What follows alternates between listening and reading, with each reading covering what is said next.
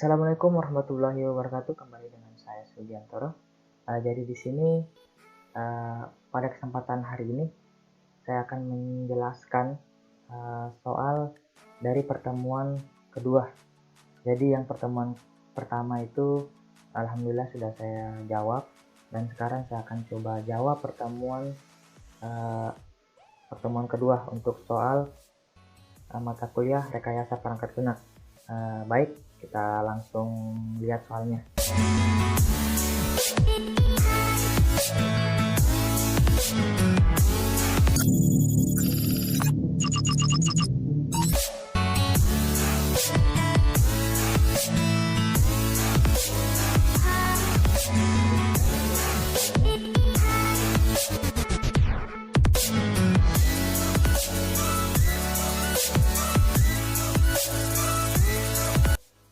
Jadi soalnya ini tentang analisis dan desain sistem.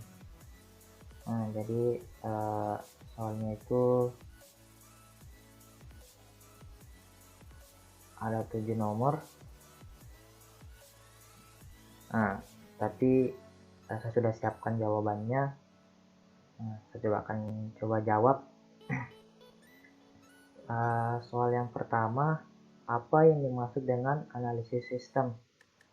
Jadi analisis sistem itu penjabaran dari suatu sistem informasi yang utuh ke dalam berbagai macam bagian komponennya dengan maksud agar kita dapat mengidentifikasi atau mengevaluasi berbagai macam masalah maupun hambatan yang akan timbul pada sistem, sehingga nantinya dapat dilakukan penanggulangannya atau perbaikan juga pengembangannya. Jadi analisis sistem itu penting. Harus kita paham tentang bagaimana pengembangannya, penanggulangannya juga. Untuk soal nomor 2, apa yang dimaksud dengan desain sistem?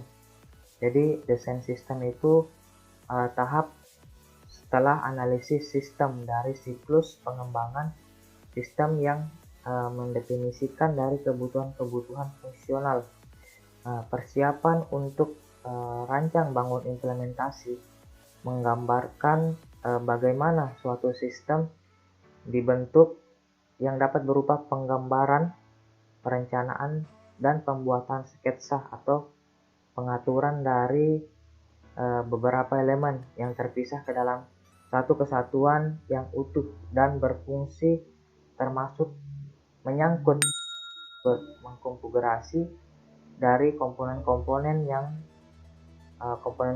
perangkat lunak dan perangkat keras dari suatu sistem.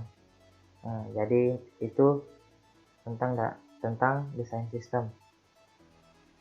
Untuk soal yang ketiga, sebutkan dan jelaskan macam-macam teknik pengumpulan data. Jadi teknik pengumpulan data ada 3. Yang pertama, teknik pengumpulan data wawancara. Yang kedua, teknik pengumpulan data observasi.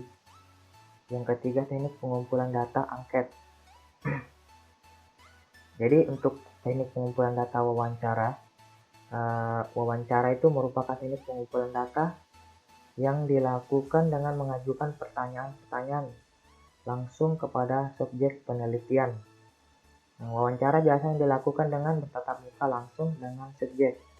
Tetapi seiring dengan perkembangan teknologi, wawancara tidak hanya dilakukan dengan tatap muka saja, tetapi bisa melalui media komunikasi seperti telepon, email, Skype, dan masih banyak lagi.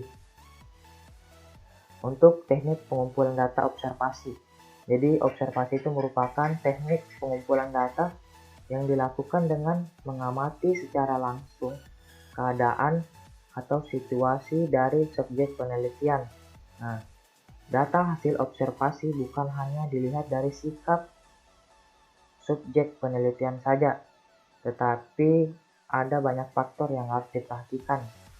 Bisa dikatakan observasi ini merupakan teknik penelitian yang sangat kompleks karena tidak hanya terpaku pada satu fenomena saja. Jadi kita tidak terpaku satu saja, tapi bisa kita melihat dari sisi yang lain. Nah, itu teknik pengumpulan data observasi. Untuk teknik pengumpulan data angket atau kuesioner itu merupakan teknik pengumpulan data yang dilakukan dengan memberikan pertanyaan-pertanyaan tertulis.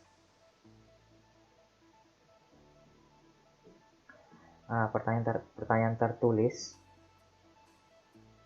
kepada subjek penelitian terkait topik yang diteliti. Teknik ini akan sangat efektif apabila penelitian mengetahui benar variabel yang ingin diukur dan keinginan yang diharapkan oleh responden atau subjek penelitian. Nah, jadi ini juga kadang digunakan kalau untuk melakukan penelitian. Nah, ini teknik pengumpulan data kuesioner. Nah, soal yang keempat, apakah yang dimaksud dengan dokumen SRS? Nah, jadi dokumen SRS itu dapat diartikan sebagai spesifikasi kebutuhan perangkat lunak atau SKPL. Nah, suatu dokumen yang menjelaskan tentang berbagai kebutuhan yang harus dipenuhi oleh software. Nah, jadi dokumen SRS ini kebutuhan untuk suatu software.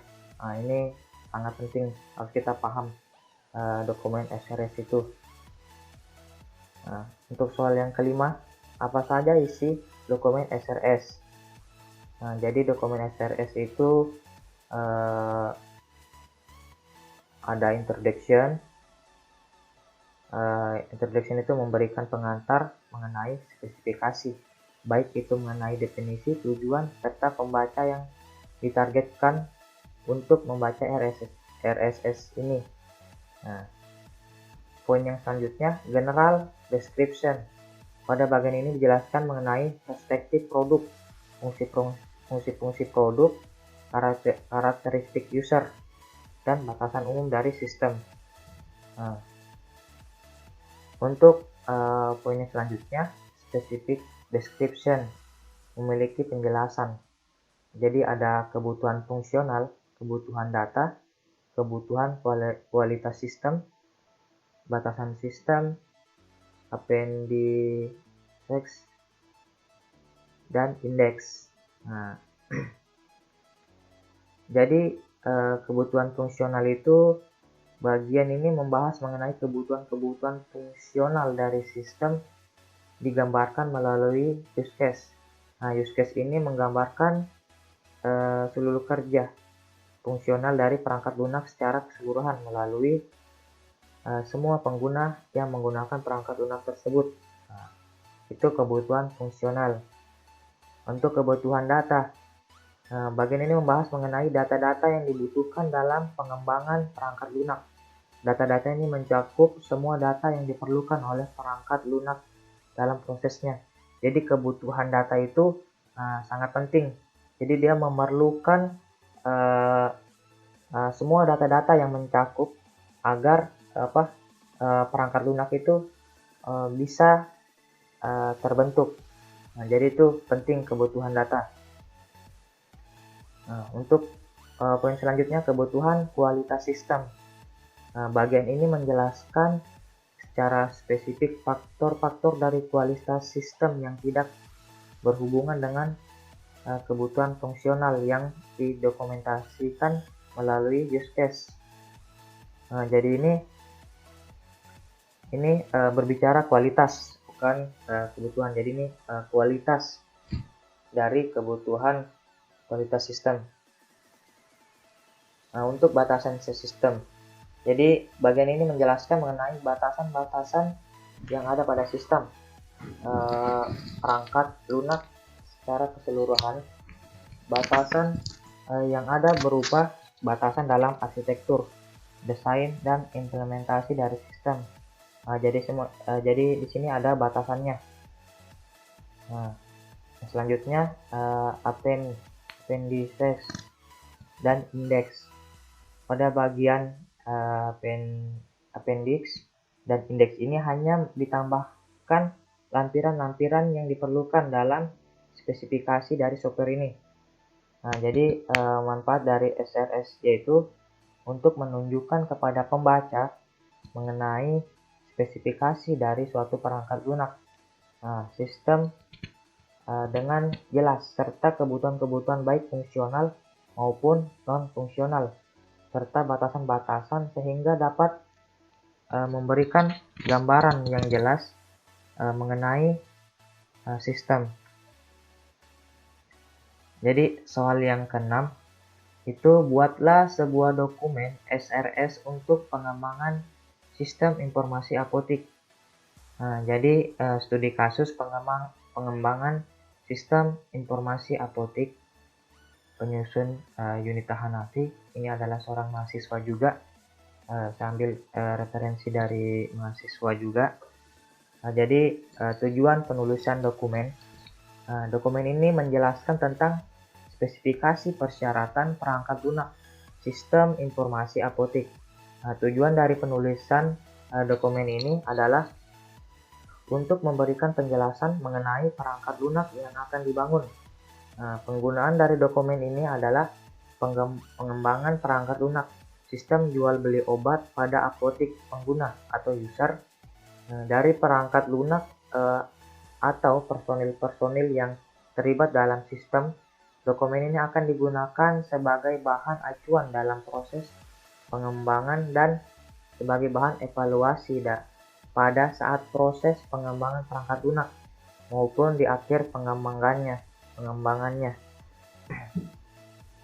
Jadi tujuan dari penulisan dokumen. Jadi lingkupan masalah. Jadi perangkat lunak yang akan dikembangkan adalah perangkat lunak sistem jual beli obat. Ini pengembangan dari sistem informasi apotik. Pada apotik itu perangkat lunak yang akan digunakan itu untuk mempermudah proses administrasi dan jual beli obat. Aplikasi jual beli obat ini dapat melakukan hal-hal berikut. Contohnya, sistem mampu melayani pemilihan barang yang dibeli dan diperhitungan harga dari barang yang dipilih.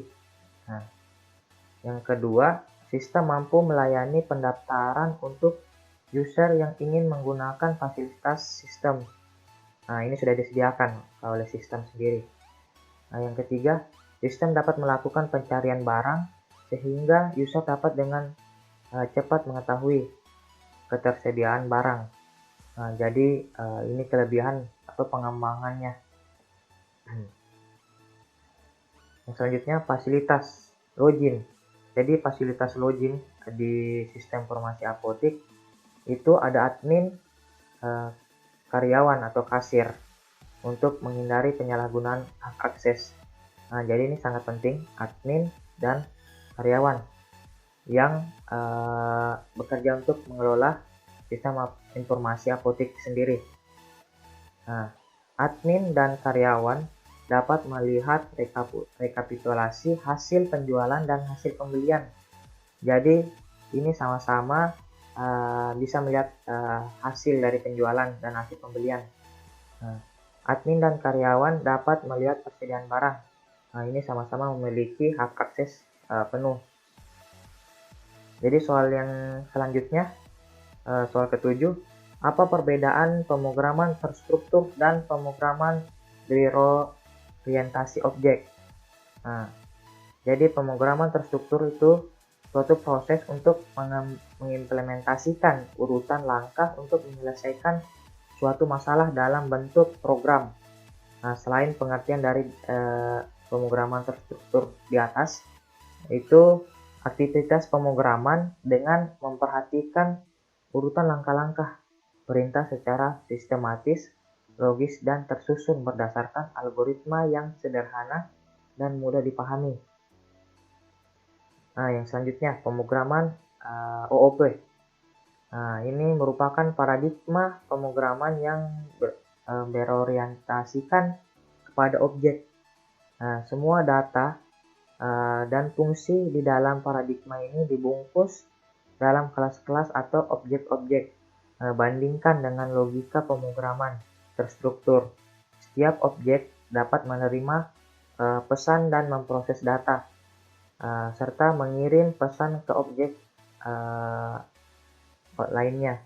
Jadi itu jawaban dari saya.